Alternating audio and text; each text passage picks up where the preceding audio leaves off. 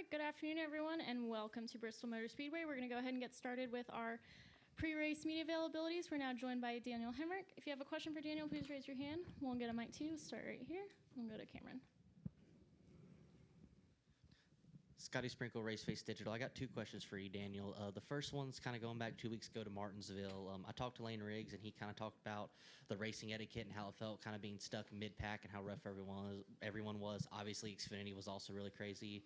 I'm curious, you were out front a lot. From your viewpoint, how did it feel, everything as far as etiquette-wise? And was there any conversations had with the truck drivers after they talked to the Xfinity drivers?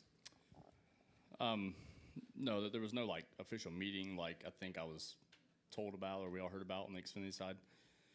And to be honest with you, yeah, we were fortunate enough to maintain such good track position throughout the entire night at Martinsville, but that doesn't mean that what Lane was saying didn't happen as you got further back. But right, wrong, or indifferent,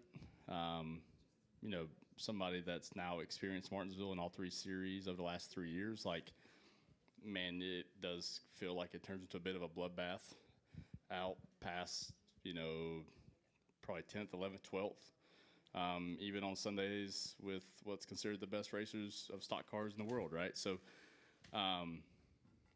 yeah, I mean, there's a lot of contributing factors and so on and so forth. But I felt like the truck series, for the most part, though, was and has been really over the last year or two, I think, a little better in that sense, right? Like, you're not seeing as much of the egregious stuff happening. So, but, it could be a different story here tonight. So, yeah, at the end of the day, you take notes, first off.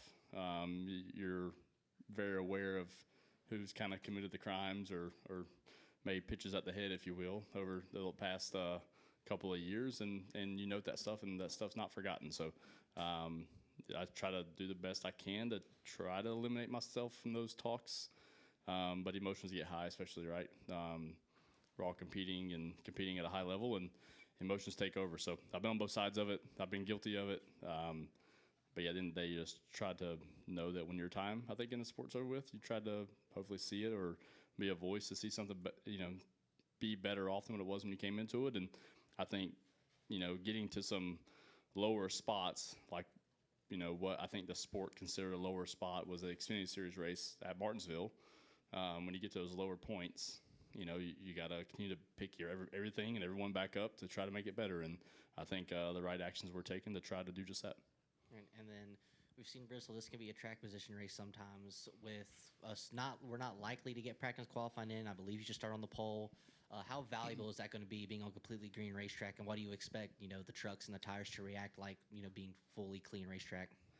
Yeah, to be honest, my first time in that scenario in quite some time. I think back to maybe like some of our COVID racing.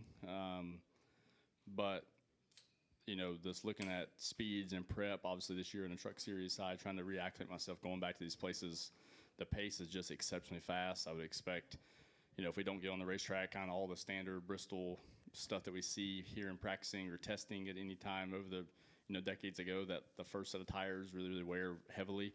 So it's going to put a lot of decisions on the crew chief side of, what they want to do and how they want to approach the end of stage one to set ourselves up for the end of the race.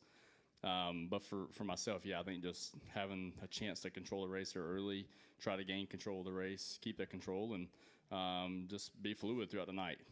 The track changes are going to change, and we're going to be ready to stay fluid and be able to change with it. All right, we'll go to Cameron next.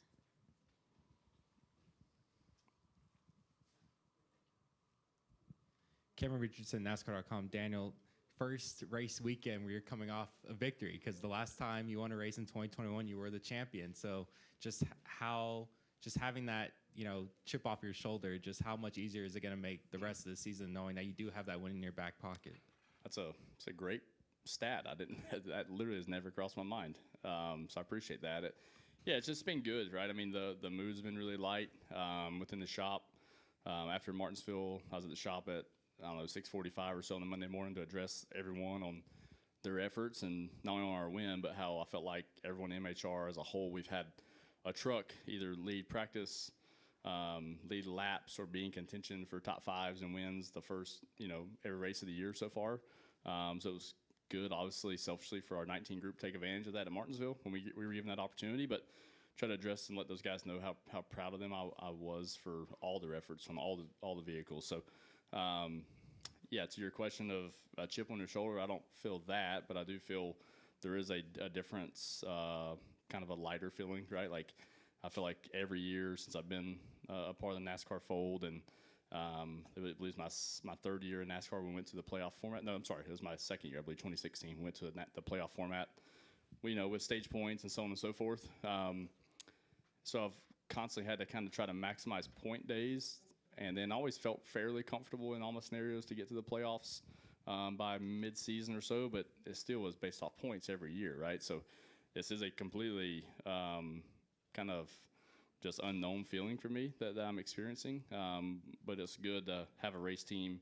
This 19 Napa Auto Care team has been together now for just a handful of races, everyone on our race team. So to be able to get one that early, I think the lightness I talk about, I feel on me, I think they especially feel that.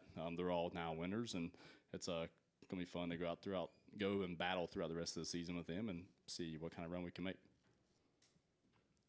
Any additional questions for Daniel? All right, Daniel. Short and sweet. Thanks for coming in. Good luck this weekend. Yeah, thank y'all. Appreciate it.